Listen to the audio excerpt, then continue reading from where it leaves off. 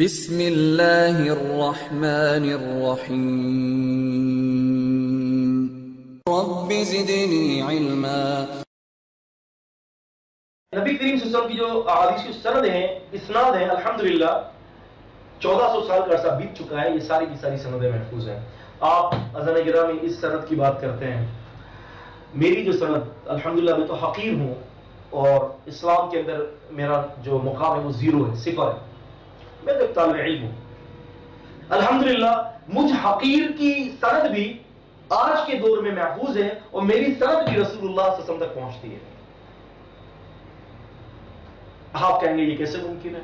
تو سن لیجئے، رسول اللہ صلی اللہ علیہ وسلم تک جو سند پہنچتی ہے میری، وہ اس طریقے سے پہنچتی ہے عزیزان گرامی، تقریباً مجھ سمیت یہ 25 واسطے ہیں، مجھ سمیت 25 واسطے ہیں، یعنی 25 واسطوں کے ذریعے مجھ سے جو سند جاری ہے وہ رسول اللہ صلی اللہ علیہ وسلم تک پہنچتی ہے۔ مثال کے طور پر میرے جو استاد ہیں جن سے میں نے بخاری شریف کی سند حاصل کی ہے وہ ہے محمد بن عبداللہ شجاع آبادی حفظہ اللہ تعالی۔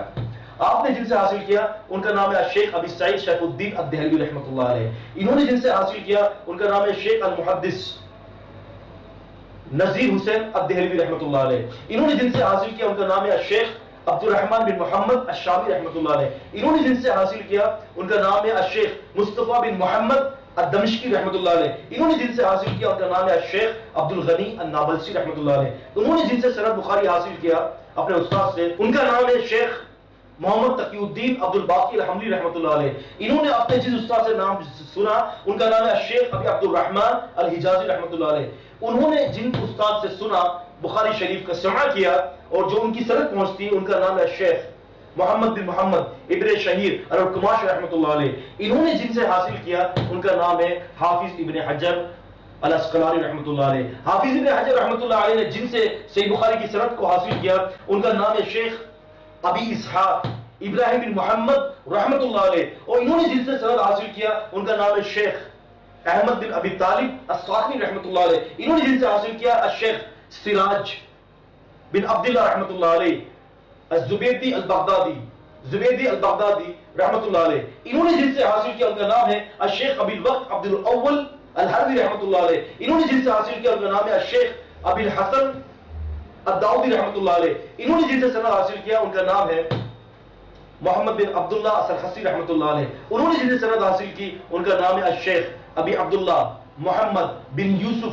الفربری رحمۃ اللہ علیہ۔ انہوں نے جن سے سند حاصل کی ان کا نام ہے امام محمد بن اسماعیل البخاری رحمۃ اللہ علیہ۔ انہوں نے جن سے حاصل کیا ان کا نام ہے عبداللہ بن زبیر الحمیدی رحمۃ اللہ علیہ۔ انہوں نے جن سے سند حاصل کی ان کا نام ہے امام سفیان رحمۃ اللہ علیہ۔ امام سفیان رحمۃ اللہ علیہ نے جن سے سند حاصل کی ان کا نام ہے یحییٰ بن سعید الانصاری رحمۃ اللہ علیہ۔ انہوں نے جن سے سند حاصل کی ان کا نام ہے محمد بن ابراہیم التیمی رحمۃ اللہ علیہ۔ محمد بن ابراہیم التیمی رحمۃ اللہ علیہ نے جن سے سند حاصل کی ان کا نام ہے القمہ بن وقاص اللیثی رحمۃ اللہ علیہ۔ القمہ بن وقاص اللیثی رحمۃ اللہ علیہ نے جن سے سند حاصل کی ان کا نام ہے سیدنا امیر المؤمنین عمر رضی اللہ تعالی عنہ۔ عمر بن خطاب رضی اللہ تعالی جن سے سند حاصل کی وہ ہے محمد رسول اللہ صلی اللہ علیہ وسلم۔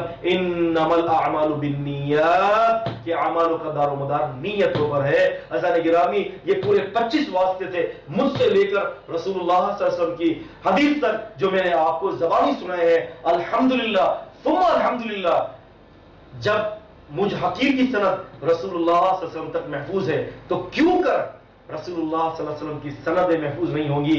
یہی تو اس امت کے لیے فخریہ بات ہے کہ راویان حدیث کی بھی اسناد آج بھی محفوظ ہیں۔